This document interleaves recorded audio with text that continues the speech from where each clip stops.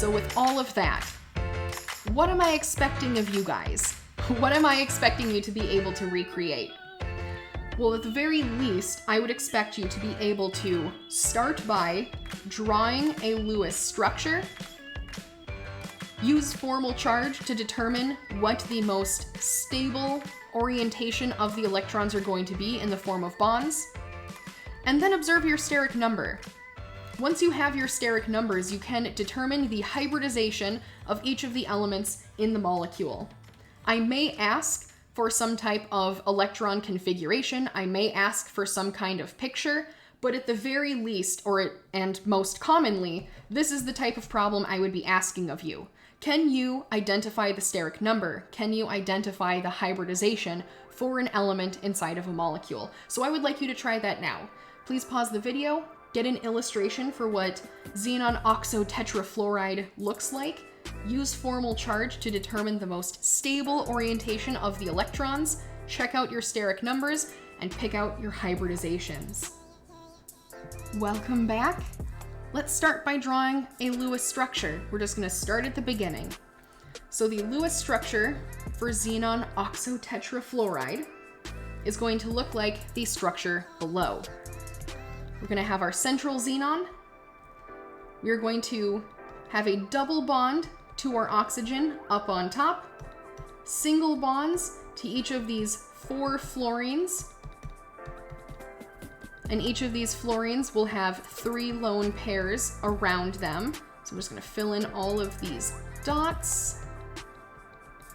And last but not least, there will be 1 remaining lone pair on this xenon. So if you started by counting out the total valence number of electrons, you should have gotten a core structure with single bonds everywhere, but by pushing a lone pair from oxygen in between it and the xenon, we can see that we actually have formal charges across the board, all equal to 0. So this is going to be the most stable structure. If your structure does not agree with this, double check that you had the proper valence electron count in your pool. Double check your formal charges. If there are any confusions, please do not hesitate to let me know.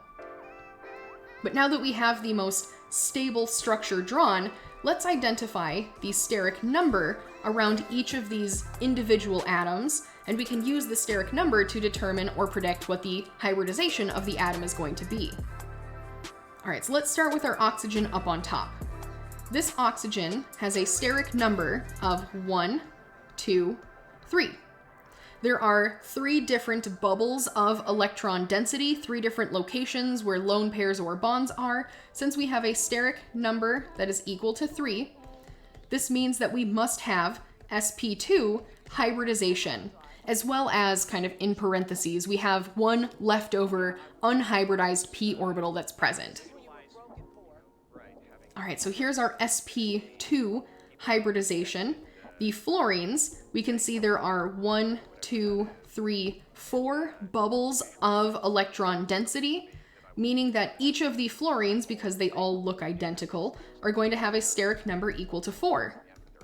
So yes, even though the fluorine is a terminal atom, just like the oxygen, because its electrons can be found in lone pairs, it's also going to be hybridized in order to minimize electron repulsion.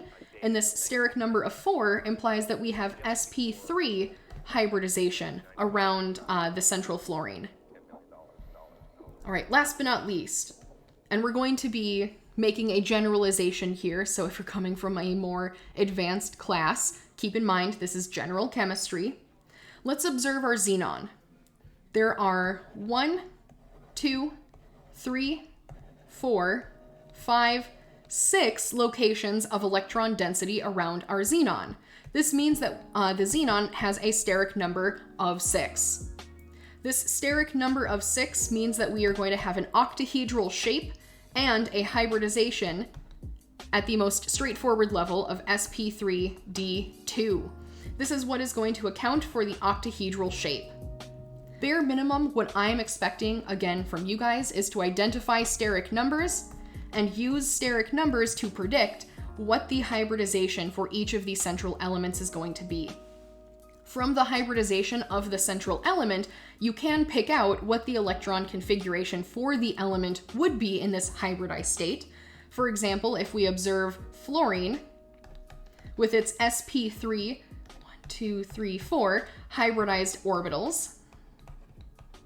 We can take the total valence electron count of 7 and just spread it out. 1, 2, 3, 4, 5, 6, 7. And so now from this valence orbital electron configuration, we can see where each of the lone pairs is around the central fluorine in this tetrahedral configuration, as well as we can see that we still have that one unpaired electron, which is what is going to allow for a covalent bond with xenon in the first place. All right, so even though I didn't explicitly ask in this problem for an electron configuration, we can still see how it connects to this type of problem, and that you don't necessarily need to make it more confusing than what it is. If you can identify the steric number, you can identify the hybridization. And if you can identify the hybridization, you can rewrite an electron configuration in a pretty straightforward way.